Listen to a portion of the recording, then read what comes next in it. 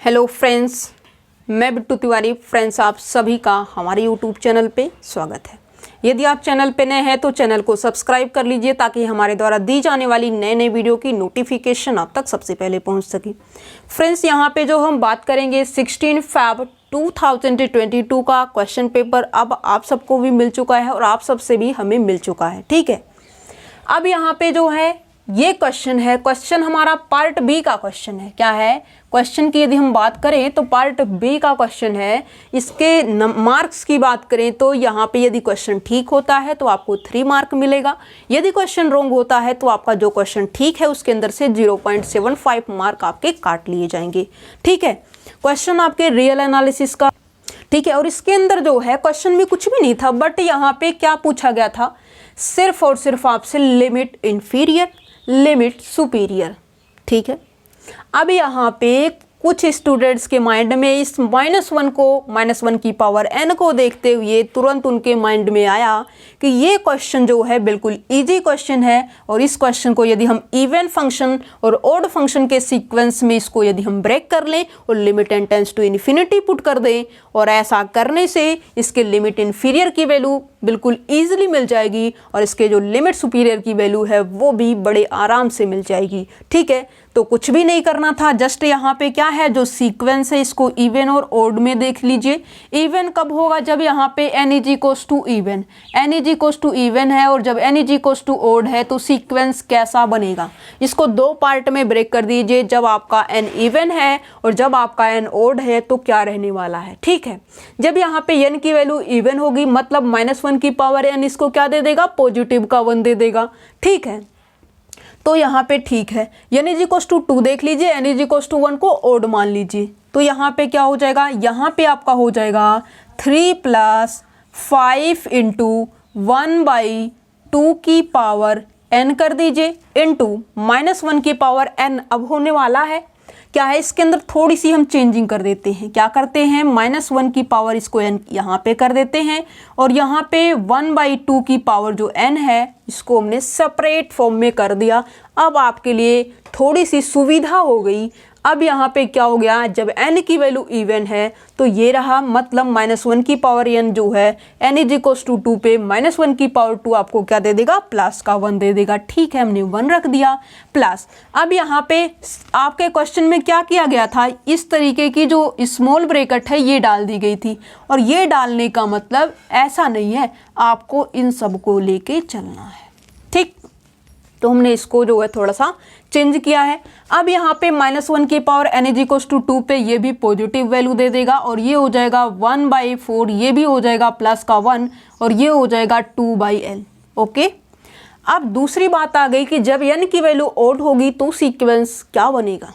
ठीक है, तो इसका पैटर्न क्या रहने वाला है। ठीक है, तो ये मिलेगा 3 + 5 और -1 की पावर n यहाँ पे क्या दे देगा, नेगेटिव का 1 दे देगा और यहाँ पे हो जाएगा 1/2 की होल पावर n और यहाँ पे फिर से क्या आ जाएगी, नेगेटिव वैल्यू आ जाएगी। Similarly 1/4 - 2/n। ओके, ठीक है, अब यहाँ पे इसको क्या कर देते हैं, थोड़ा सा n2 कर देते हैं और ये जो n यहाँ पे लिखा गया है इसको हमने यहाँ पे रख दिया। सिमिलरली यहाँ पे भी थोड़ी सी चेंजिंग कर देते हैं। ठीक है, चेंजिंग तो करनी होगी, स्टेप तो करना होगा, क्योंकि यदि आप स्टेप को खाना शुरू कर देंगे तो जो आपका क्वेश्चन है उसके रॉन्ग होने की जो पॉसिबिलिटी है वो इंक्रीज हो जाती है। ठीक है, इसलिए स्टेप को मत जो है खाने की कोशिश कीजिए। अब यहाँ पे देखिए, अब यहाँ पे इस तरीके से हमने क्या किया है, सीक्वेंस जब इवन होगा n की वैल्यू तो बना लिया है, जब n की वैल्यू ओड होगी तो भी हमने सीक्वेंस बना लिया है। अब यहाँ से जो है हमें लिमिट सुपीरियर और लिमिट इन्फीरियर नहीं मिल पाएगी। अभी हमें यहाँ पे क्या है, limit n tends to infinity put करने की ज़रूरत है। जो स्टेप है, जो मेथड है वो तो अप्लाई करना होगा। ठीक है, इसका मतलब जो है यहाँ पे limit n tends to infinity an पे जब हम पुट करेंगे n की वैल्यू इवन पे हमें क्या मिलेगा और n की वैल्यू ओड पे हमें वैल्यू क्या मिलेगी, ये देखने की ज़रूरत है। ठीक है, इवन है तो यहाँ पे जो है ये रहा। अब इसके ऊपर जस्ट आपको क्या कर लेना है, limit n tends to infinity. अब यहाँ पे जो है जब क्या हो जाएगा 3 एज इट इज हो जाएगा +5 इंटू, अब यहाँ पे जब आप देखिए कि लिमिट यहाँ पे यदि अप्लाई होगा n टेंस टू इन्फिनिटी 1/2 की पावर n, ये तो कांस्टेंट है और कांस्टेंट है तो लिमिटिंग वैल्यू भी इसकी 3 ही आएगी, कोई दिक्कत नहीं है क्योंकि इस पे n वगैरह नहीं है तो वही रहेगी। अब यहाँ पे देखिए n टेंस टू इन्फिनिटी 1/2 की पावर क्या है इन्फिनिटी, बेस 1 से बड़ा पावर इन्फिनिटी वैल्यू इन्फिनिटी, तो ये हो जाएगा 1/∞ और 1/∞ की वैल्यू क्या होती है आप ही बता दीजिए। आई होप आपके माइंड में आया होगा कि वैल्यू 0 आएगी, बिल्कुल सही बात है, ठीक है। तो ये हो जाएगा 0 और ये -1 सॉरी यहाँ पे है, ठीक है, और यहाँ पे हो जाएगा +1/4 +2/∞, limit n tends to infinity, that means n के प्लेस पे क्या लिखा जाएगा इन्फिनिटी लिखा जाएगा और बाय में इन्फिनिटी वैल्यू क्या हो जाएगी 0 हो जाएगी, ठीक है। सिंप्लीफाई कर दीजिए। अब यहाँ पे आइए, अभी सिंप्लीफाई बाद में करते हैं। जब n की वैल्यू ओड है तो क्या यहाँ पे रिस्पॉन्स रहने वाला है इसके आंसर का 3 प्लस क्यों लगा रहे हैं, यहाँ पे -5 हो जाएगा, ठीक है, और 1/2 की power n, limit n tends to infinity, base 1 से बड़ा पावर इन्फिनिटी वैल्यू इन्फिनिटी और 1/∞ वैल्यू इसकी भी क्या हो जाएगी 0 हो जाएगी, और यहाँ पे -1 है तो हमने -1 ले लिया है, और यहाँ पे क्या हो जाएगा 1/4 -2/∞, बेस 1/∞ है और इन्फिनिटी बाई में चला गया, दैट मीन्स टोटल जो रिजल्ट रहने वाला है इसका ये 0 रहेगा, ठीक है, क्योंकि बाई में इन्फिनिटी है तो ये 0 रहेगा, मतलब यहाँ पे ये भी कैंसल आउट हो गया। यहाँ पे जस्ट क्या हो चुका है -1/4 और ये 5 × 0 है तो इसको भी रिमूव कर दीजिए। सिमिलरली ये क्या हो जाएगा 3 - 1/4। अब यहाँ पे इतनी बड़ी चीज़ को आपने सिंप्लीफाई कर दिया है, अब आपको कुछ भी करने की ज़रूरत नहीं है। क्या है, अब आपको कुछ भी करने की ज़रूरत नहीं है। सोल्व कीजिए, 4 3 जा 12 प्लस का 13 और 13/4, ये क्या आ जाएगा 4 3 जा 12 -1 11, क्या है 11/4। अब यहाँ पे नोमिनेटर अपॉन डिनोमिनेटर क्या है, नोमिनेटर अपॉन डिनोमिनेटर।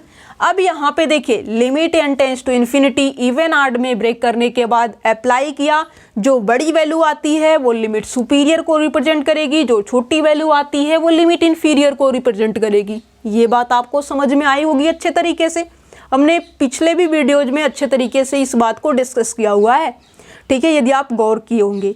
अब यहाँ पे जो है 11/4 है, 13/4 है। अब यहाँ पे यदि इसके हम बड़ी वैल्यू की बात करें तो 13/4 है, क्योंकि 13 जो नंबर है वो ग्रेटर देन है 11 से, और बाई में 4 करने से कोई इफेक्ट नहीं होगा, ठीक है। तो ये 13/4 जो है वो बड़ा नंबर है इन कंपैरिजन टू दिस, ठीक है। इसका मतलब पहले क्या लिखा गया है, लिमिट इन्फीरियर लिखी गई है। इस स्मॉल ब्रैकेट में टप्पल का जो पहला मेंबर है, 2 टप्पल में काम चल रहा है और 2 टप्पल के अंदर जो पहला मेंबर है वो लिमिट इन्फीरियर वाला है और जो बाद का मेंबर है वो लिमिट सुपीरियर वाला है, ठीक है। तो लिमिट इन्फीरियर कौन सा है 11/4, लिमिट सुपीरियर कौन है 13/4। अब जिस भी ऑप्शन में होगा वही हमारा ट्रू ऑप्शन हो जाएगा। इसकी बात करें तो -2 और 8 है, दैट मीन्स ये हमारा जो है रॉन्ग ऑप्शन है। इसकी यदि हम बात करें 11/4 पहले लिमिट इन्फीरियर है फिर बाद में लिमिट सुपीरियर है, तो बी ऑप्शन हमारा करेक्ट ऑप्शन है।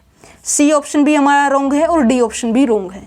इस टाइप के क्वेश्चन को आप इजीली सोल्व कर सकते हैं। हमने आपको सिर्फ और सिर्फ समझाने के लिए इतना टाइम दिया है, और जब आप इटसेल्फ से किए होंगे तो ये टाइम आपका जो है वो कम लगा होगा और आप क्वेश्चन को अच्छे तरीके से सोल्व किया होगा, ठीक है, कम टाइम के अंदर, क्योंकि आप इटसेल्फ से कर रहे हो, ठीक है। किसी को समझाने की ज़रूरत तो है नहीं वहाँ पे, ठीक है, हमने आपको समझाने के लिए इतना टाइम दिया है, ठीक है। अब हम नेक्स्ट क्वेश्चन की बात करते हैं। वो क्वेश्चन भी आपका रियल एनालिसिस का ही क्वेश्चन है। क्या है, यदि हम उस क्वेश्चन की बात करें तो वो क्वेश्चन भी आपके रियल एनालिसिस का ही क्वेश्चन है, ठीक है, ओके, ठीक है। इस क्वेश्चन को हटाते हैं और अब बात करते हैं नेक्स्ट क्वेश्चन की।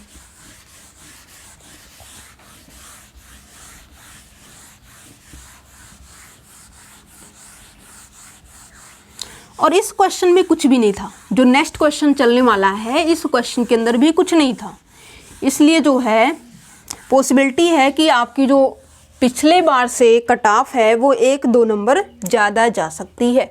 ठीक है, यहाँ पे ये है limit n tends to infinity 1/n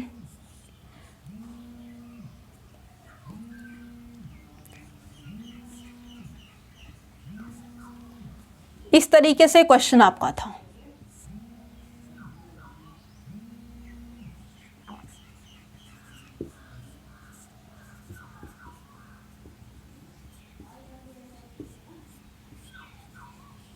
यही क्वेश्चन है आपका। ऑप्शन की भी बात कर लेते हैं। Option A, option number B, option number C और ऑप्शन नंबर डी। और इस क्वेश्चन को यदि हम बात करें तो बिल्कुल इजी क्वेश्चन था और इस क्वेश्चन के अंदर कुछ था ही नहीं, रियल एनालिसिस का क्वेश्चन था। बट यहाँ पे जो क्वेश्चन है वो बिल्कुल इजी क्वेश्चन डाला गया था।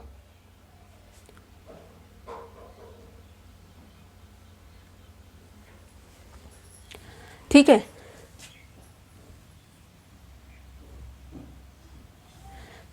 और यहाँ पे एक स्टेप और बढ़ा देते हैं ताकि आपको क्वेश्चन जो है क्लियर दिखाई देने लग जाए।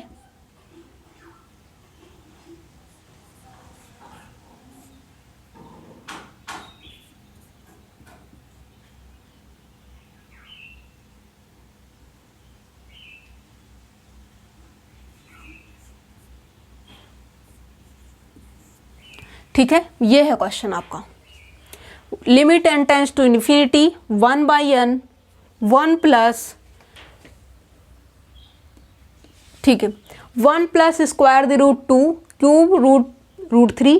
और यहाँ पे जो है 4 की 1, इसका मतलब ये क्या लिखा हुआ है, इसका मतलब ये यही तो लिखा हुआ है limit n tends to infinity 1 plus 2 की पावर 1/2, 1 की पावर 1 प्लस 2 की पावर 1/2 प्लस 3 की पावर 1/3 प्लस 4 की power 1/4 plus up to so on plus n की पावर 1/n। ठीक है, यही तो लिखा गया है टोटली डिवाइडेड बाई n। मतलब ये जो है सीक्वेंस का पहला मेंबर, दूसरा, तीसरा, इस तरीके से n मेंबर है सीक्वेंस के पास, उनका सबका सम कर दिया गया है, n मेंबर है और n से डिवाइड कर दिया गया। मतलब अलजेब्राइक मल्टीप्लिसिटी ही तो ली गई है। क्या है, कासी फर्स्ट थ्योरम का ही तो यूज किया गया है। और इसके अंदर यदि हम बात करें तो इन सब को करने की बजाय इसकी जो लिमिट आएगी वो आप जस्ट इसकी लिमिट एवेल्युएट कर दीजिए। क्या है, जस्ट आपको यदि इसकी लिमिट देखने की ज़रूरत है कासी फर्स्ट थ्योरम से, तो यहाँ पे इसकी जो अलजेब्राइक मल्टीप्लिसिटी वाली थ्योरम आपको बताई गई थी उसके अंदर जस्ट आप लास्ट वाले की जो an है, a1 a2 a3 up to so on, जो an है और डिवाइडेड बाई n है, इसकी लिमिट आपसे पूछी जाए तो जस्ट आप limit n tends to infinity an का लिमिट देख लीजिए। जो an की लिमिट आएगी वही आपके टोटल की लिमिट आ जाएगी। ठीक, और यहाँ पे एक रिजल्ट और देखने की ज़रूरत है। जब कभी भी आपको लिमिट n टेंस, देखिए आपको जो है limit n tends to infinity an देख लीजिए, यही आपका रिक्वायर्ड आंसर हो जाएगा। ठीक है, लेकिन यदि आपको यहाँ पे बात करें limit n tends to infinity an की पावर 1/n हम इवेल्युएट करें, या फिर हम जो है अपने सिंप्लीफिकेशन के लिए यहाँ पे an प्लस 1/an निकाल दें, दोनों की जो आंसर है वो सेम रहने वाला है। क्या है, दोनों का जो आंसर है यदि आपको इसकी वैल्यू पूछे तो आप जो है क्या कर सकते हैं, पहले इसकी वैल्यू निकाल लीजिए। इसकी मान लीजिए l आती है तो इसकी भी l आ जाएगी लिमिट। ठीक, और यहाँ पे यही चीज़ लिखी गई है, an क्या है, n की पावर 1/n है। क्या है, इसकी पावर 1/n है। ठीक है, तो इसका मतलब जो है इसको निकालने के लिए हमें क्या करना होगा, हमें जो है पावर 1/n है और an यदि यहाँ से हम कंपैरिजन करें तो an हमारा क्या है, n है, n है ना, क्या है, n की पावर 1/n लास्ट वाला मेंबर, और इसके जो है इसकी वैल्यू निकालनी है तो इसकी निकाल दीजिए। अब यहाँ पे an क्या है, an तो हमारा n है। क्या है, n है, और limit n tends to infinity लगाएंगे, ये हो जाएगा n प्लस 1/n, और यहाँ से क्या हो जाएगा limit n tends to infinity, n common लीजिए 1 प्लस 1/n आ जाएगा, totally divided by n, n से n cancel out, limit n tends to infinity, total value 1। क्या है, limit n tends to infinity वगैरह सारी चीज़ें सिंप्लीफिकेशन करने के बाद क्या आएगा 1। 1 किसकी वैल्यू आ रही है an + 1/an, इसकी जो वैल्यू है वो 1 आ रही है। इसका मतलब जो है जो इसकी वैल्यू आएगी वो भी l होगी बाई रिजल्ट के अकॉर्डिंग ये रहेगा। अब यहाँ पे ऑप्शन को जरा देख लेते हैं, क्या है ऑप्शन को जरा देख लेते हैं। अब यहाँ पे कहा गया है is equals to 0 is equals to 1 is equals to 0 is equals to 1 is equals to 2 does not exist. आपको जो है वो दुविधा में भी डालने वाला था। ऑप्शन में यदि आप ऑप्शन को डायरेक्ट देखते और बोलने वाले थे तो डज नॉट एग्जिस्ट का भी ऑप्शन है, ठीक है। और यहाँ पे पावर को आप रेसिप्रोकल देख के क्या हो जाते पजल हो गए होंगे, और ऐसा आपको नहीं करना चाहिए था। जस्ट आपको 2 रिजल्ट का यूज करना था, और यदि आपने किया तो अच्छे से उसका जो आंसर है सिंपली 1 आ रहा है। और 1 किस भी ऑप्शन में है, जिस भी ऑप्शन में होगा वही ट्रू ऑप्शन हो जाएगा। ए की बात करें तो रॉन्ग, सी की बात करें तो रॉन्ग, डज नॉट एग्जिस्ट क्यों भैया डज नॉट एग्जिस्ट, हमारी तो वैल्यू निकल के आ रही है जो कि 1 है, क्यों डज नॉट एग्जिस्ट बोल रहे हो, ऐसी शरारत क्यों कर रहे हो। अब यहाँ पे ऑप्शन नंबर जो बी है इज इक्वल्स टू 1, यही हमारा करेक्ट आंसर है, ठीक है।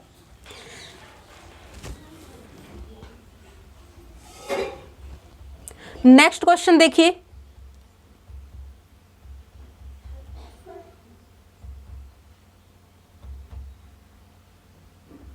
नेक्स्ट क्वेश्चन हमारा जो है, और इसके अंदर जो है स्टूडेंट्स बता रहे थे कि काफी ज्यादा आप सबने गलती करी है।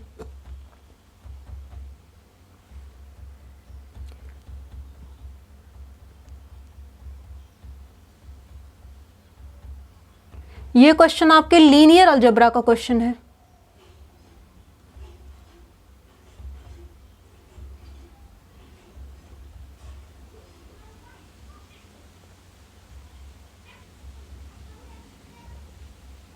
देखिए क्वेश्चन, पहले इसको रफ करते हैं, फिर क्वेश्चन रिप्रेजेंट करते हैं, फिर सोल्व करते हैं। ओके, ये आपका क्वेश्चन नंबर 3 है। अभी आपके पार्ट बी के चल रहे हैं, ठीक है।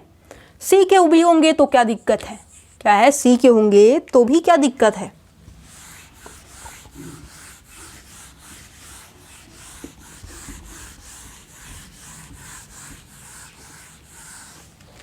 ठीक है, देखिए यहाँ पे मैट्रिक्स दे दी गई है, और मैट्रिक्स के अंदर आपको जो है उसकी आइगन वैल्यूज, आइगन स्पेस के बारे में डिस्कस करना है, ठीक है।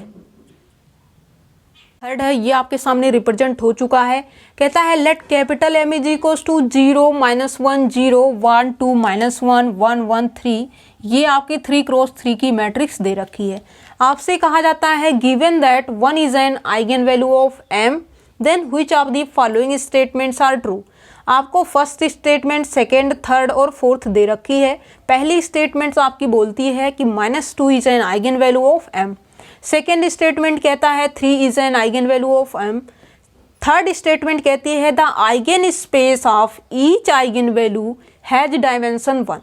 फोर्थ ऑप्शन कहता है M इज डायगोनलाइजेबल। ठीक है, क्वेश्चन बिल्कुल इजी था। जस्ट इसकी आप क्या कर लीजिए, आइगन वैल्यू पहले निकाल लीजिए।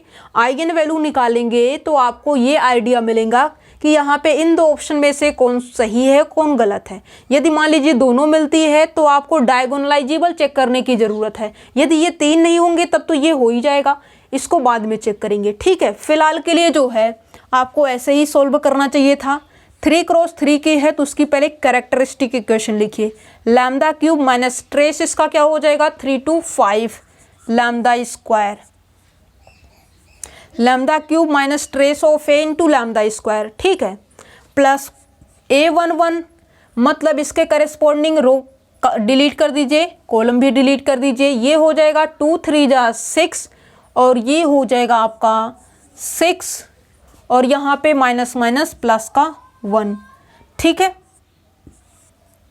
तो ये हो जाएगा आपका 7 प्लस A22 निकालने के लिए इसके सेकेंड रो और सेकेंड कॉलम को क्या कर देंगे, डिलीट कर देंगे और ये हो जाएगा आपका फिर से 0 हो जाएगा। ठीक है, A33 निकालने के लिए इसके करेस्पॉन्डिंग रो और कॉलम को डिलीट करेंगे तो यहाँ पे 2 × 0 0 हो जाएगा। -1 इंटू 1, ये आपका क्या हो जाएगा, माइनस माइनस प्लस का हो जाएगा 1, ठीक है, into lambda minus determinant of A is equals to 0। Determinant निकाल दीजिए, यहाँ पे पॉजिटिव नेगेटिव पॉजिटिव, तो माइनस माइनस क्या हो जाएगा, प्लस का 1 हो जाएगा, इसके करस्पॉन्डिंग रो कॉलम डिलीट हो जाएंगे, 3 1 जा 3 और माइनस माइनस क्या हो जाएगा, प्लस का हो जाएगा और यहाँ पे प्लस का 1 हो जाएगा, ठीक है। तो ये हो गया आपका 4। अब यहाँ पे क्या है, lambda cube minus 5 lambda square plus 7 1 8 lambda minus का 4 इज इक्वल्स टू 0। क्लियरली दे रखा है given that 1 is an eigen value of m। 1 जो है m की एक आइगन वैल्यू दे रखी है, ठीक है, मतलब इसकी आइगन वैल्यू है तो इसको करेगी सेटिस्फाई। अब यहाँ पे m इज इक्वल्स टू 1 दे देंगे और सिंथेटिक डिवीजन मेथड से सोल्व करेंगे। यहाँ पे 1 है, माइनस का 5 है, 8 है, माइनस का 4 है, ठीक है, डोंट वरी।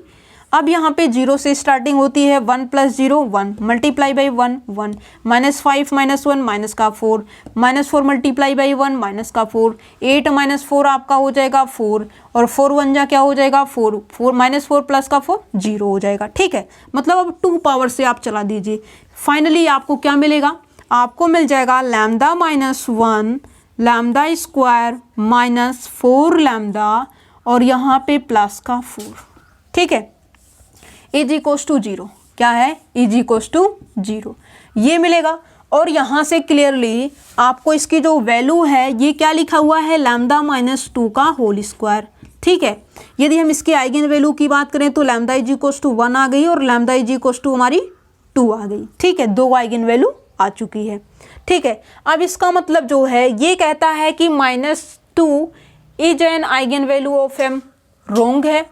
कहता है 3 is an eigen value of m, तो ये भी रोंग है, ठीक है। सी ऑप्शन क्या कहता है, the eigen space of each eigen value has dimension 1, ठीक है। फिलहाल के लिए इसको ज़्यादा चेक करने की ज़रूरत है क्योंकि डायगोनलाइजेबल यदि होगा तो सी ऑप्शन बिल्कुल रोंग हो जाएगा और यहाँ पे आइगन स्पेस चेक करने की ज़रूरत है तो उसको बाद में करेंगे, पहले डी ऑप्शन को चेक कर लेते हैं, ठीक है। तो यहाँ पे डी ऑप्शन जो है हमने इसके ऊपर जो है हमारी प्रैक्टिस है, पकड़ है, तो पहले फटाक से इसको चेक कर लेते हैं। ये नहीं होगा तो सी ऑप्शन हमारा ऑटोमेटिकली ट्रू हो जाएगा, ठीक है, क्योंकि एक ही ऑप्शन तो ट्रू होगा। लैम्डा इज इक्वल्स टू 1 और लैम्डा इज इक्वल्स टू 2 के लिए यहाँ पे हम जो है अलजेब्राइक मल्टीप्लिसिटी देख लेते हैं और ज्योमेट्रिक मल्टीप्लिसिटी। यदि हमारा लैम्डा इज इक्वल्स टू 1 के लिए और 2 के लिए AMGM टेबल सेम होता है तो ये हमारा डायगोनलाइजेबल होगा, यदि ऐसा नहीं है तो ये ट्रू नहीं है, ठीक है, मीन्स डायगोनलाइजेबल नहीं होएगा, ठीक है। लैम्डा इज इक्वल्स टू 1 पे इसकी अलजेब्राइक मल्टीप्लिसिटी कितनी है, 1 टाइम है। 2 पे ये कितने टाइम रिपीट कर रहा था, 2 टाइम, मतलब 2 2। इसकी जो आइगन वैल्यू है ये 1 है, 2 2, ठीक है, यही तो इसकी आइगन वैल्यू आई है। अब यहाँ पे इसकी 1 है और आपको पता है कि जो अलजेब्राइक मल्टीप्लिसिटी होती है वो ग्रेटर देन इक्वल्स टू 0 और ग्रेटर देन 0 और less than equals to geometric multiplicity. क्या है, यदि 1 है तो ज्योमेट्रिक मल्टीप्लिसिटी क्या हो जाएगी, यदि ये अलजेब्राइक मल्टीप्लिसिटी 1 है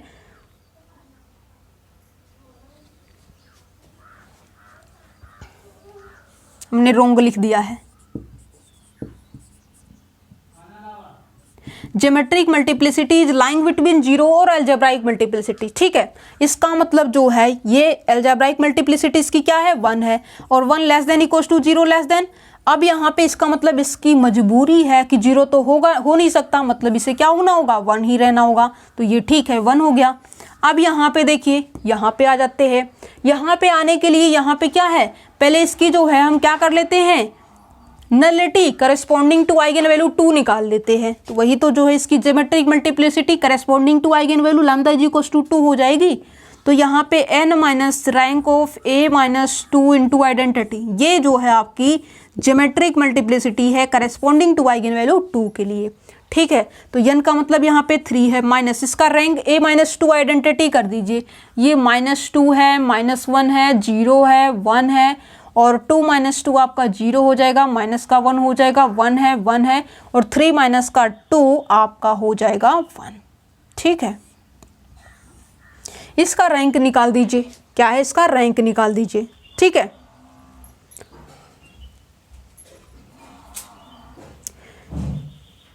अब इसको और इसको हम क्या कर देते हैं, ऐड कर देते हैं। क्या है, सेकेंड और थर्ड रो को हम ऐड कर देते, ठीक है।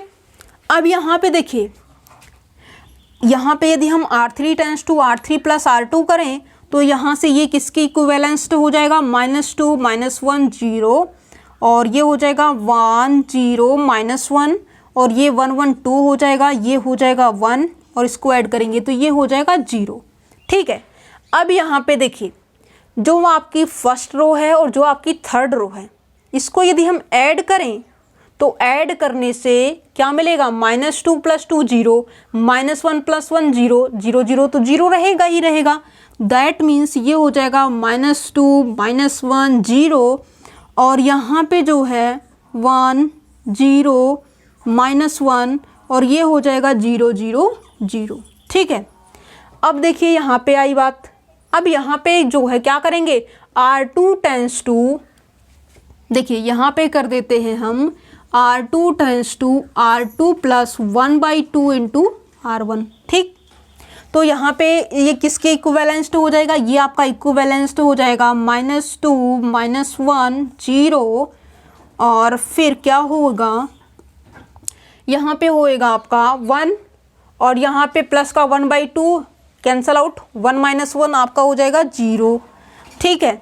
ये होएगा आपका 0, और ये हो जाएगा 1/2 इंटू R1, तो ये माइनस का 1/2 दे देगा, ठीक है। और सिमिलरली -1, और ये तो 0 है, कोई दिक्कत नहीं है, यहाँ पे माइनस का 1 आ जाएगा, ये 0 0 0 आ जाएगा। क्या है, 0 0 0 आ जाएगा, ठीक है। अब यहाँ पे देखिए n- इसकी रैंक देख लीजिए, 3 - 2, क्या है, 3 - 2,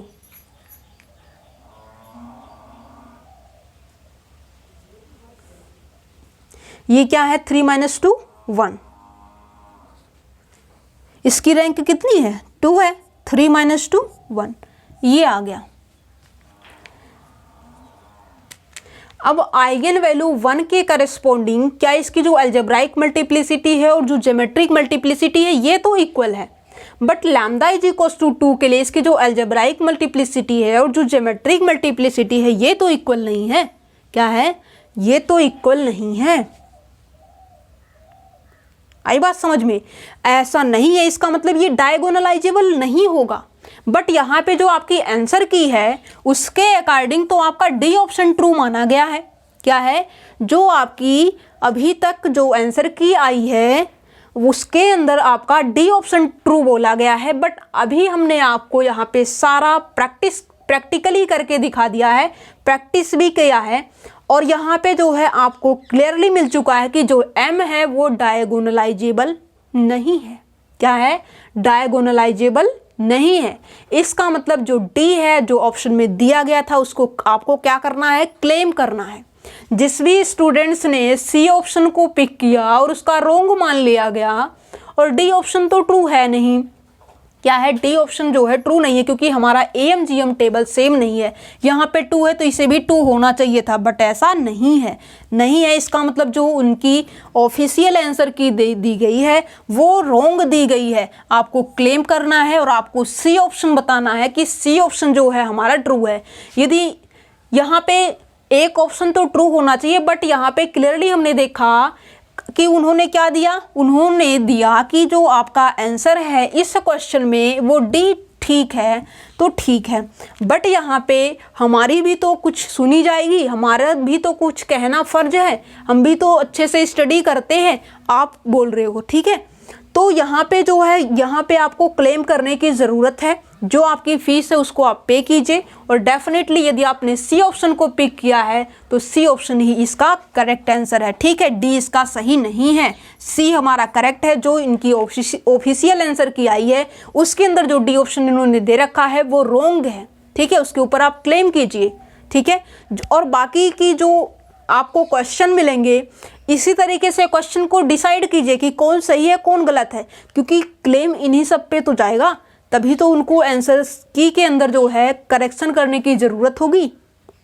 जब आप क्लेम नहीं करेंगे तो उनके पास जो है वो कैसे जो है उसको चेंज करेंगे, ठीक है। उन्हें तो लगेगा कि सब चीज़ें जो हमने की है वो सही लिखा गया है, सही चीज़ें दी गई है, बट यहाँ पे आप उससे सहमत नहीं हो तो आपको क्लेम करने की ज़रूरत है। हम तो भी इस क्वेश्चन के आंसर से सहमत बिल्कुल भी नहीं है। यहाँ पे जो आंसर है वो सी ट्रू होना चाहिए, बट यदि आपने जो है सी लगाया है तो आपका आंसर ठीक है। उन्हें भी अपने आंसर की के अंदर करेक्शन करनी होगी, ठीक है। बस प्रॉब्लम क्या है, आपको क्लेम करने की ज़रूरत है, आपकी जो फीस है वो फीस दे देनी चाहिए, ठीक है। और यहाँ पे जो आपका ट्रू होगा तो आपको 3 मार्क मिलेगा, और जो आपने 0.75 नेगेटिव मार्किंग की है दैट मीन्स आपको इसमें क्या मिलेगा, 3.75 मार्क, क्योंकि आपने नेगेटिव मार्किंग भी तो कर दी है, ठीक है। तो ये मिल जाएगा। और मान लीजिए कि आपने नेगेटिव लगा दिया है तो नेगेटिव तो गया ही है, तभी तो आपने इसके अंदर जो है ये चीज़ें भी 0.75 को भी तो रिड्यूस करेंगे, जो आपका टोटल मार्क रहा होगा नेगेटिव मार्क को हटा के भी तो आप ही काउंट करेंगे, ठीक है। तो यहाँ पे इतना मार्क आपको मिलेगा। इसलिए जो है फीस जो भी उन्होंने रखी है उसके लिए बिल्कुल जो है आप डरिए मत, फीस को पे कीजिए और अपना क्लेम बताइए कि सी ऑप्शन हमारा यहाँ पे ट्रू है, हमने सी ऑप्शन को फिल किया है, यही हमारा ट्रू आंसर है, ठीक है। मिलते हैं नेक्स्ट वीडियो के साथ, okay. Thank you so much.